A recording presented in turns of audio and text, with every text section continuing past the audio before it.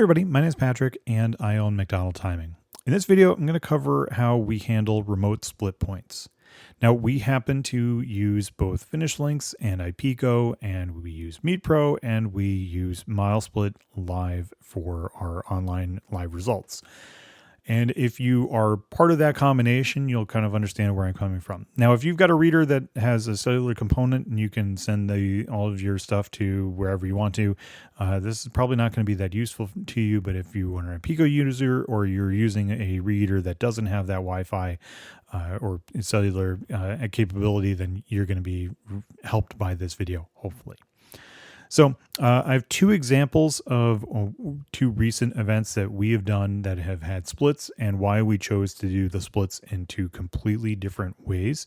We're going to talk about what that means on the back end as far as how we set up MeetPro, and then also how MileSplit Live is working.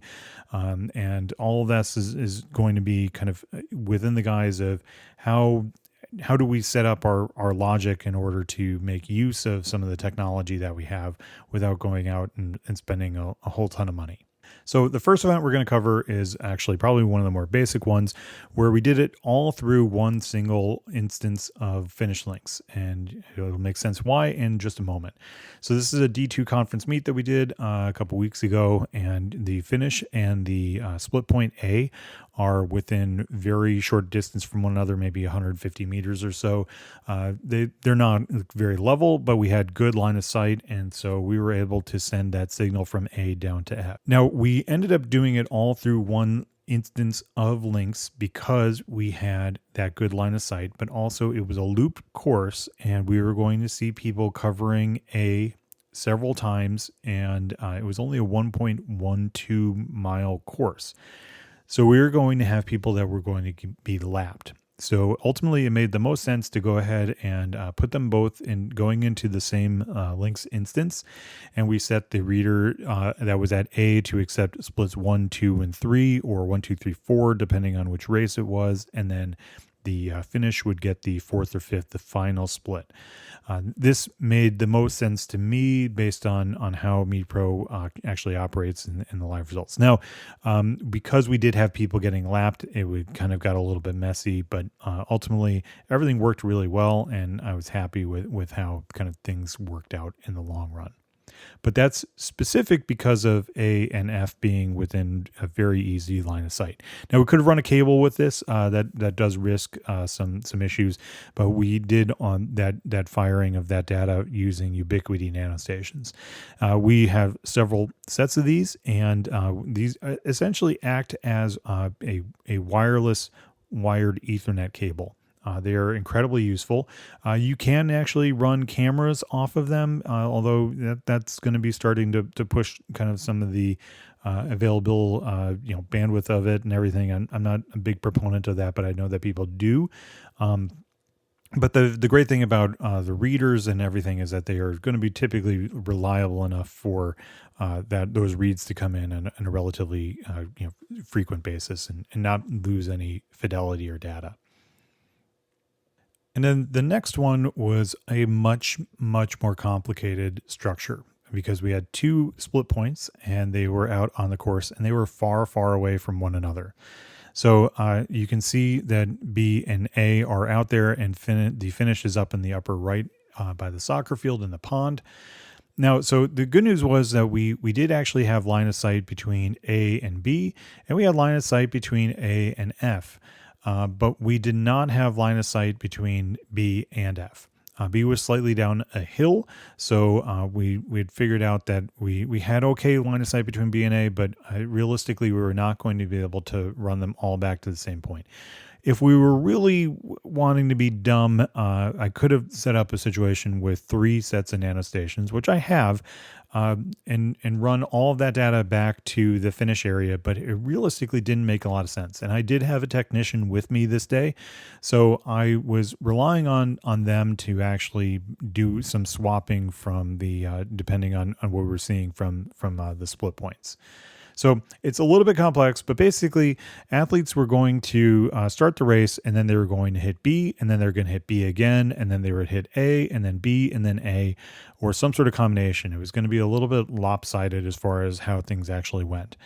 And so we opted for the solution where we had the splits running from B via NanoStation up to A, and my technician was going to be sitting at A and using Lynx's no hardware mode, swapping back and forth, sending results to lift files that were specific to heats. Okay, and so this is specific to MileSplit Live. Now the good news is that Lynx can write all these heat datas to as many heats as you want to, and then MeetPro can intake them to specific splits. So you're not going to use the kind of basic get results from Lynx within MeetPro, because you need to actually send things to certain locations. Okay, and this will come back around because there might be an instance where you were trying to display split scores at the finish line on a scoreboard. And so I actually had a customer using DisplayWorks who wants to do this in an upcoming meet. And so this video is partially to help them out and kind of understand the logic with what's going on there. Okay, so now the question is, how do we set this up within MeetPro? Now, it's important to note that before you go into the MileSplit menu and do anything with that, you should go ahead and set your splits properly so that you are happy with how they're actually going to interact. Okay, so we go into the event and then we go into the splits, and then we can add the splits as we need to. And you can see we have a whole bunch of splits here, 750, 3400, just depends on where they're actually crossing over. So that's all taken care of and handled. We've got all of our splits put in, and we're good to go. From there, we're going to go into interfaces, and then we're going to go into FAT setup. And you can see that I have all of my splits going into a directory, and this specific one is Dropbox, and it's specific for the meet that it actually was.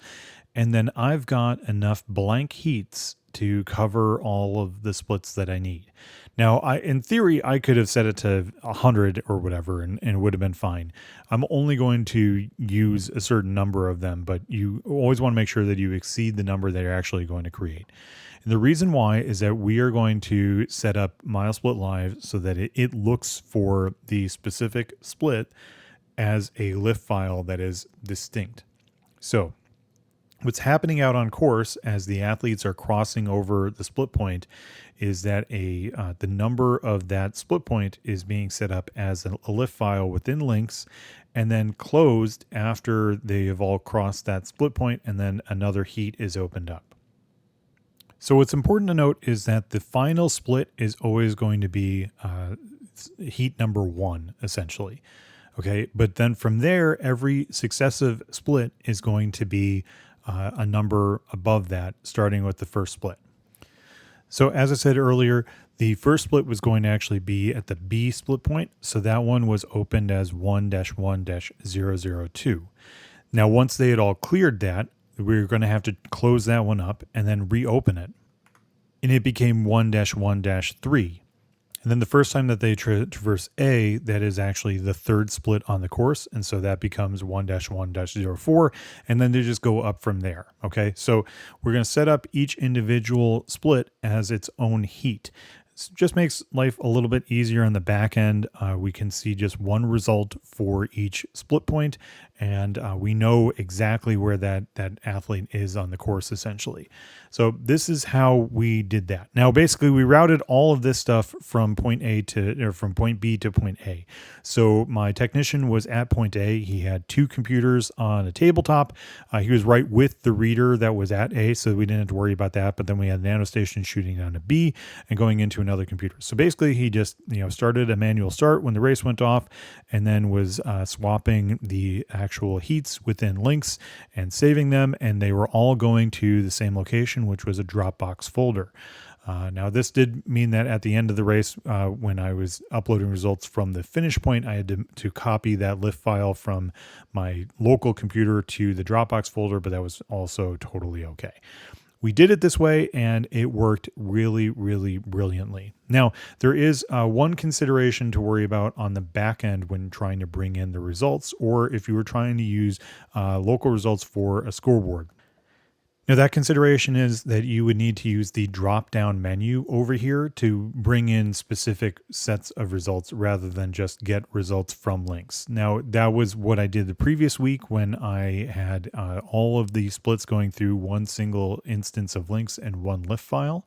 But in this particular case, we want to get results from Lynx file. And that'll allow us to select a file to actually bring in the results to. So I went ahead and grabbed the file that I wanted to bring in. And I think you can probably see on here that this is not the final time. This is a 6,000 meter race. It's not going to be run in 7 minutes. So what I have are split results. In this particular case, I believe that these are the split results from 2,100 meters. So then I select that I want it from 2,100 meters and then I import it. And those results are going to be in the 2,100 meter category. So now I have the results, partially loaded basically, but in the eyes of MeetPro, these athletes have not finished the race, and so they're all en route. So the thing I can do now with that data in MeetPro is I can send it to Result TV or DisplayWorks to display on a local board. If you have any questions, feel free to leave it in the comments down below and I will address it down there. But this is how we run splits for whenever we do cross-country related splits, and we want those results to be going live in basically real time to MileSplit Live for live scoring. So hopefully that helps. Take care.